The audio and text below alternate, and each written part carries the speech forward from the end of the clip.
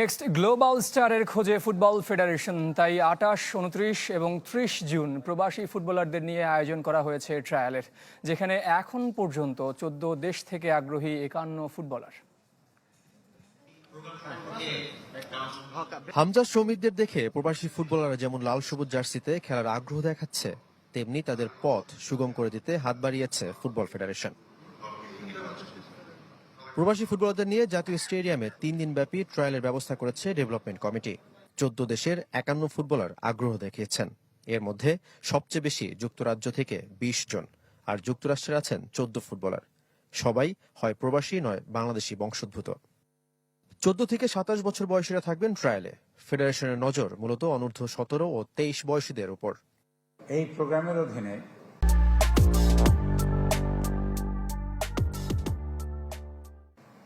আমরা বিদেশে অবস্থানরত বাংলাদেশি বংশোদ্ভূত যে ফুটবলাররা আছেন বা তরুণরা আছেন, তরুণীরা যারা আমাদের দেশের ফুটবলে অংশ নিতে চান, আমাদের হয়ে খেলতে চান বা আমাদের দেশের লিগে বা কোনো টুর্নামেন্টে পার্টিসিপেট করতে চান, আমরা তাদেরকে উৎসাহিত করছি। ট্রায়াল পরিচালনা করবেন 5 কোচ, নেতৃত্বে টেকনিক্যাল ডিরেক্টর সাইফুল বারী টিটো।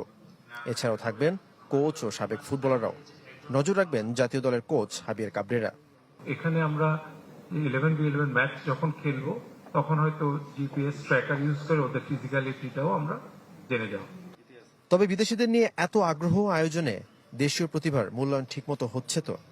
আমরা সকলেই চাচ্ছি যে বাংলাদেশ থেকেও যেন আমরা এইভাবে গ্লোবাল প্ল্যাটফর্মে আগামী কয়েক বছর আমাদের উল্লেখযোগ্য সংখ্যক খেলোয়াড়দের আমরা দেখতে পারি। অর্থাৎ এই গ্লোবাল স্টারটা নট অনলি যে আমরা দেশের বাইরে থেকেই তাদেরকে দেশে আনতে চাই, বাট আমাদের দেশের ছেলে মেয়েদেরকেও আমরা গ্লোবালি স্টারের পর্যায়ে দেখতে চাই। ট্রায়ালে অংশ নেওয়া ফুটবলাররা ব্যক্তিগত খরচে ঢাকায় আসছেন। আয়োজনে থাকছেন ক্লাব কর্তারাও। পছন্দ হলে সুযোগ থাকছে ফুটবলারদের সাথে চুক্তির। শাফাত মিদুল, চ্যানেল 24, ঢাকা।